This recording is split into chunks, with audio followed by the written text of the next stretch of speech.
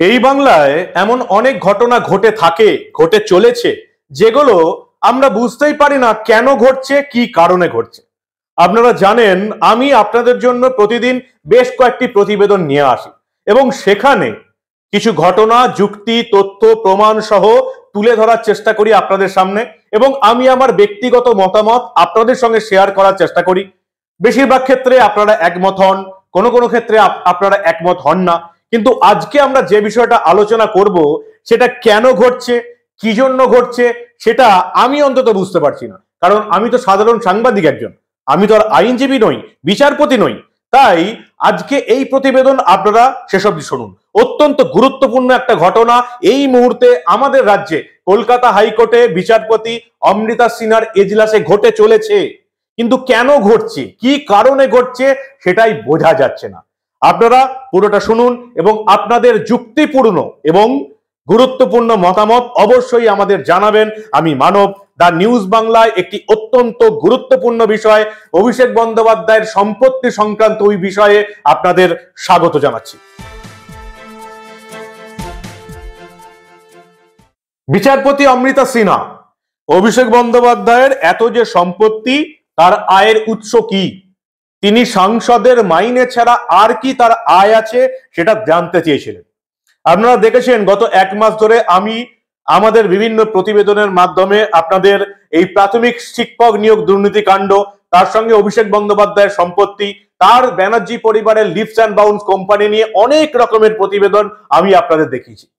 কিন্তু বর্তমানে একটা ঘটনা ঘটছে যেটা হচ্ছে খুব অদ্ভুত, অন্তত আমার চোখে অদ্ভুত লেগেছে। আমি জানি মেইন স্ট্রিম মিডিয়া আপনাদের হয়তো এই ঘটনাগুলো চোখে আঙুল দিয়ে দেখাবে না, কারণ তারা হয়তো খবরটাই করে দেবে। কিন্তু কেন এই অদ্ভুত ঘটনাটা ঘটছে, কি ঘটছে অ্যাকচুয়ালি? বিচারপতি অমৃতা সিনহা অভিষেক বন্দ্যোপাধ্যায়ের আয়ের উৎস নিয়ে প্রশ্ন করেছিলেন। সেই মামলাতে প্রাথমিক শিক্ষক নিয়োগ দুর্নীতি কাণ্ডে অভিষেক বন্দ্যোপাধ্যায় এবং তার ব্যানার্জি পরিবারের কোম্পানি লিফস অ্যান্ড বাউন্সের কোম্পানির নাম উঠে এসেছিল। আপনারা জানেন বিচারপতি অমৃতা সিনহা সেই ব্যানার্জি পরিবারের কোম্পানি লিফস অ্যান্ড বাউন্স, তার দুজন ডাইরেক্টর অভিষেক বন্দ্যোপাধ্যায় এবং রুজিরা বন্দ্যোপাধ্যায়, তার দুজন বর্তমান ডাইরেক্টর অভিষেক বন্দ্যোপাধ্যায়ের বাবা অমিত বন্দ্যোপাধ্যায় এবং লতা বন্দ্যোপাধ্যায়, তাদের প্রাক্তন 6 জন ডাইরেক্টর, তার মধ্যে একজন ছিলেন কালীঘাটের কাকু সুজয় কৃষ্ণ ভদ্র, প্রত্যেকের সম্পত্তির হিসেব চেয়েছিলেন। এবং আপনারা দেখেছিলেন যে 5500 পাতার নথি অভিষেক বন্দ্যোপাধ্যায়ের পরিবারের তরফ থেকে জমা দেওয়া হয়েছিল, এবং সেখানে বিচারপতি অমৃতা সিনহা জানিয়েছিলেন যে যে পরিমাণ নথি জমা পড়েছে তা ইঙ্গিত দিচ্ছে বিপুল সম্পত্তি। এত ট্রানজাকশন কি করে হলো, অভিষেক বন্দ্যোপাধ্যায়ের আয়ের উৎস কি, সেটা ইডি এবং সিবিআই কে খুঁজে বের করতে নির্দেশ দেন বিচারপতি অমৃতা সিনহা। এবং তারপরে আপনারা এটাও দেখেছেন অভিষেক বন্দ্যোপাধ্যায় এটার বিরুদ্ধে কলকাতা হাইকোর্টের ডিভিশন বেঞ্চে যান, তারপরে সুপ্রিম কোর্টের ডিভিশন বেঞ্চে যান, দু জায়গাতেই তিনি হেরে যান। সেই মামলা আবার বিচারপতি অমৃতা সিনহার এজলাসেই ফিরে আসে।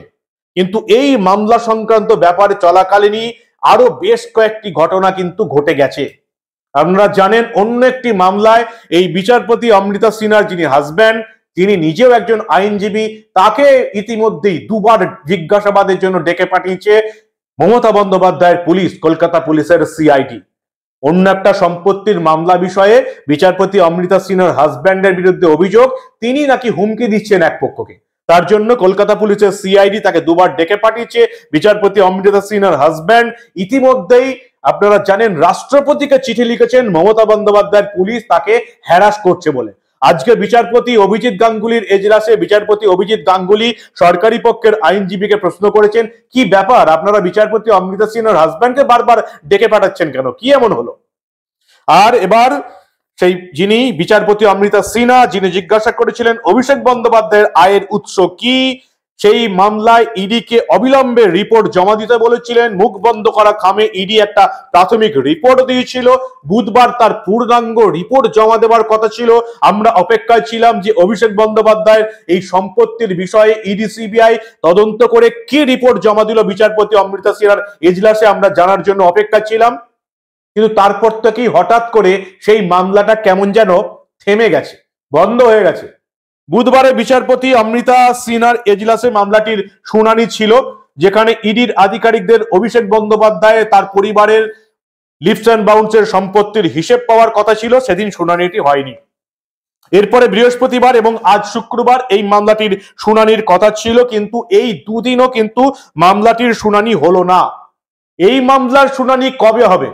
অভিষেক বন্দ্যোপাধ্যায়ের সম্পত্তি সংক্রান্ত মামলার শুনানি কবে হবে? প্রাথমিক শিক্ষা নিয়োগ দুর্নীতিকাণ্ড, তার সঙ্গে অভিষেক বন্দ্যোপাধ্যায়ের ব্যানার্জি পরিবারের কোম্পানি লিপস এন্ড বাউন্স, তাদের সম্পত্তি, অভিষেক বন্দ্যোপাধ্যায়ের আয়ের উৎস, এই মামলাটির শুনানি কবে হবে সেই নিয়ে এবার অনিশ্চয়তা তৈরি হয়েছে।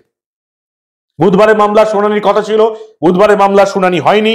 বৃহস্পতিবার শুক্রবার এই মামলার শুনানি ছিল, দুদিনে বিচারপতি অমৃতা সিনহা এজলাসে আসেননি, তাই এই দুদিন শুনানি হয়নি। শনি রবি এমনি ছুটি পড়ে যাচ্ছে, সোমবার থেকে একেবারে 11 দিনের টানা বড়দিনের ছুটি। অভিষেক বন্দ্যোপাধ্যায়ের সম্পত্তি সংক্রান্ত মামলা কবে আবার কলকাতা হাইকোর্টে বিচারপতি অমৃতা সিনহার এজলাসে উঠবে কেউ জানে না, আমরাও জানি না। ছুটি শেষে আদালত খোলার পর তারপরে ঠিক হবে যে এই অভিষেক বন্দ্যোপাধ্যায়ের আয়ের উৎস কি, প্রাথমিক শিক্ষক নিয়োগ দুর্নীতিকাণ্ড এবং তার কোম্পানি লিপস এন্ড বাউন্স কোম্পানির বিভিন্ন ডাইরেক্টরদের আয়ের যে উৎস, সম্পত্তির পরিমাণ, এই সব নিয়ে শুনানি আবার হবে ছুটি শেষে আদালত খোলার পর। গত 12ই ডিসেম্বর অভিষেক বন্দ্যোপাধ্যায়ের আয়ের উৎস জানতে চেয়ে ইডিকে প্রশ্ন করেছিলেন বিচারপতি অমৃতা সিনহা। 14ই ডিসেম্বর সেই জবাব, প্রাথমিক জবাব তারা মুখ বন্ধ করা খামে বিচারপতির এজলাসে জমা দেন, মুখ বন্ধ করা খামে যাতে মিডিয়া এই নিয়ে রিপোর্ট করতে না পারে। বিচারপতি অমৃতা সিনহা তখন বলেছিলেন এ বিষয়ে যা বলার রিপোর্ট দেখার পরে বলবো। 20শে ডিসেম্বর বুধবার মামলার শুনানি হওয়ার কথা ছিল, কিন্তু আমরা দেখলাম ওই দিন বিচারপতি অমৃতা সিনহার এজলাসে টেট সংক্রান্ত আরেকটি মামলা ডিভিশন বেঞ্চে বিচারাধীন হওয়ায় তিনি জানিয়ে দেন ডিভিশন বেঞ্চ নির্দেশ না দিলে তিনি আর কোনো মামলা শুনবেন না, বৃহস্পতিবার মামলাগুলো শুনবেন ডিভিশন বেঞ্চের নির্দেশ দেখে। ফলে বুধবার পিছিয়ে যায় মামলা, বৃহস্পতি শুক্রবারও মামলার শুনানি হয়নি। বৃহস্পতিবার দ্বিতীয়ার্ধে মামলাটি শুনানি হওয়ার কথা ছিল, বিচারপতি অমৃতা সিনহা নিজে দ্বিতীয়ার্ধে আর এজলাসে বসেননি। শুক্রবারও বিকেল 4টে নাগাদ, মানে আজ বিকেল 4টে নাগাদ এই মামলার শুনানি হওয়ার কথা ছিল, কিন্তু আমরা দেখলাম শুক্রবারও বিচারপতি অমৃতা সিনহা এজলাসে না বসায় এই মামলাটির শুনানি হয়নি। শনি রবি বন্ধ, সোমবার থেকে 11 দিনের বড়দিনের ছুটি, যা হবে আবার নতুন বছরে। আপাতত বেশ কিছুদিনের জন্য পিছিয়ে গেল অভিষেক বন্দ্যোপাধ্যায়ের আয়ের উৎস এই সম্পত্তি সংক্রান্ত মামলাটি। কি অদ্ভুত ব্যাপার না? কেন হয় এইগুলো, কি কারণে হয় জানি না। সাধারণ সাংবাদিক, আইনজীবীদের মারপ্যাচ বুঝি না, বিচারক বিচারপতিদের মারপ্যাচ বুঝি না, কোর্টের মধ্যে কি হয় কেন হয় শুধু একজন সাধারণ দর্শক হিসাবে দেখে যাই এবং মনে হয় কোথাও যেন কিছু একটা মিলছে না। টেট পরীক্ষা, যে মামলাটি শুনানির জন্য অভিষেক বন্দ্যোপাধ্যায়ের সম্পত্তির মামলা হলো না, সেই টেট পরীক্ষা 2016 সালের টেট পরীক্ষার প্যানেল প্রকাশ করেনি আমাদের রাজ্য সরকার। প্রাথমিক শিক্ষা সংসদ প্যানেল প্রকাশ করেনি। বিচারপতি অমৃতা সিনহা এই মামলাটি শোনার পর 2016 সালের পূর্ণাঙ্গ টেটের প্যানেল প্রকাশের নির্দেশ দিয়েছিলেন। রাজ্য সরকার চলে গেল ডিভিশন বেঞ্চে। ডিভিশন বেঞ্চে বিচারপতি সৌমেন সেন এবং বিচারপতি উদয় কুমারের ডিভিশন বেঞ্চ জানিয়ে দিল যে এই বাংলায় যারা মামলা করেছিলেন তারা কি আদৌ টেট উত্তীর্ণ, তাদের কি মামলা করার কোনো অধিকার আছে? এই মামলাটি টেট প্যানেল করতে যেটা নির্দেশ দিয়েছিলেন বিচারপতি অমৃতা সিনহা, সেই টেট প্যানেল প্রকাশ স্থগিত হয়ে গেল হাইকোর্টের ডিভিশন বেঞ্চ। পৃথিবীর ইতিহাসে আজ অব্দি কোনোদিন এই জিনিস শোনা যায়নি যেটা বাংলায় শুনছি দেখছি, কোনো পরীক্ষা হচ্ছে তার প্যানেল প্রকাশ করা হচ্ছে না। আমরা গোটা পৃথিবীর মানুষ শুনে এসছে কোনো পরীক্ষা হলে তার একটা লিস্ট বেরোয়, পরীক্ষার লিস্ট, যারা পরীক্ষা দিয়েছে প্যানেল বেরোয়, তাদের নাম থাকে, যারা পরীক্ষা দিয়েছে তারা নাম থাকে, সফল পরীক্ষার্থীদের নাম থাকে, তাদের পাশে নাম্বার থাকে। আমাদের রাজ্য মমতা বন্দ্যোপাধ্যায়ের সরকার, পরিবর্তনের সরকার ব্যতিক্রম, প্যানেল প্রকাশ করব না, কোনো কিছুরই প্যানেল প্রকাশ হয় না। আপনি চাকরি পেয়েছেন কি পাননি সেটা আপনার ফোনে মেসেজ করে বলা হয়, স্যার মেসেজ এসছে আপনি চাকরি পেয়েছেন, অমুক স্কুলে জয়েন করুন। ম্যাডাম আপনার মেসেজ এসছে, আপনি অমুক স্কুলে জয়েন করুন। 2016 সালের টেটের পূর্ণাঙ্গ প্যানেল প্রকাশের নির্দেশ দিয়েছিলেন বিচারপতি অমৃতা সিনহা, কলকাতা হাইকোর্টের ডিভিশন বেঞ্চে সেটা স্থগিত হয়ে গেল। ভাবতে পারছি না কেন হচ্ছে। একটা টেট পরীক্ষা হচ্ছে 2016 সালে, 7-8 বছরে পরে এসেও 2023 সালে এসেও রাজ্য সরকার প্যানেল প্রকাশ করবে না বলে এক বিচারপতির সিদ্ধান্তের বিরুদ্ধে ডিভিশন বেঞ্চে চলে যাচ্ছে এবং রায় পেয়েও যাচ্ছে প্যানেল প্রকাশ স্থগিত।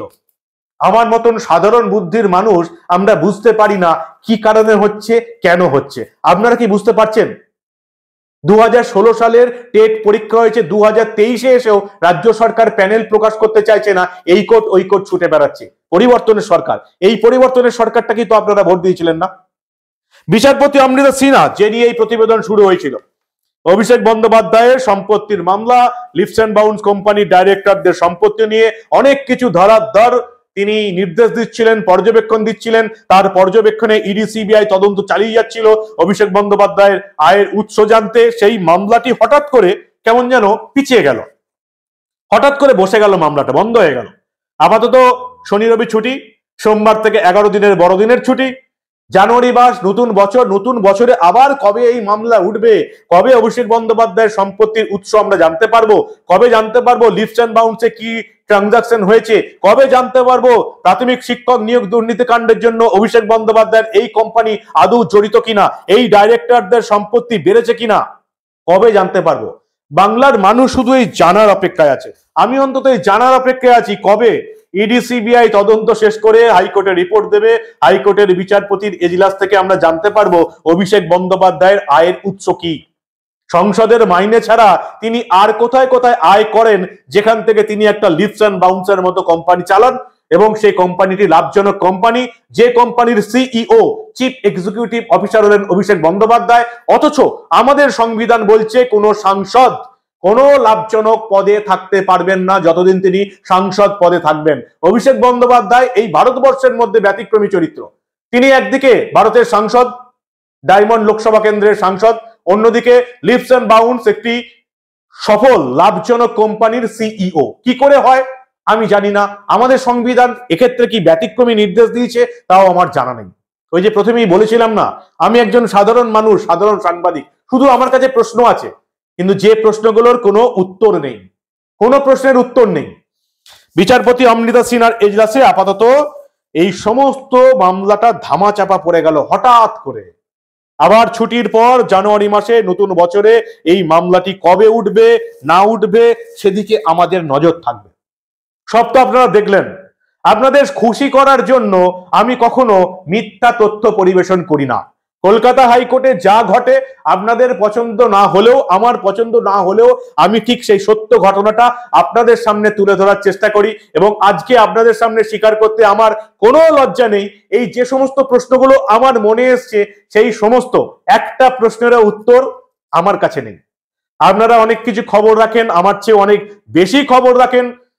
যদি আপনাদের কাছে এই সমস্ত প্রশ্নের উত্তর থাকে তাহলে অবশ্যই আপনাদের মূল্যবান এবং গুরুত্বপূর্ণ মতামত জানাবেন দা নিউজ বাংলার কমেন্ট সেকশনে। যদি এই প্রতিবেদন ভালো লাগে, যদি মনে হয় এই প্রতিবেদন গোটা বাংলার মানুষের দেখা উচিত, তাহলে অবশ্যই এই প্রতিবেদন বন্ধুদের গ্রুপে শেয়ার করবেন। সবাইকে বলুন দা নিউজ বাংলার ইউটিউব চ্যানেল সাবস্ক্রাইব করে রাখতে, দা নিউজ বাংলার ফেসবুক পেজ লাইক ও ফলো করে রাখতে। কারণ আমরা যত অপ্রিয়ই হোক, কোনো সত্য ঘটনা চেপে রাখতে দেব না।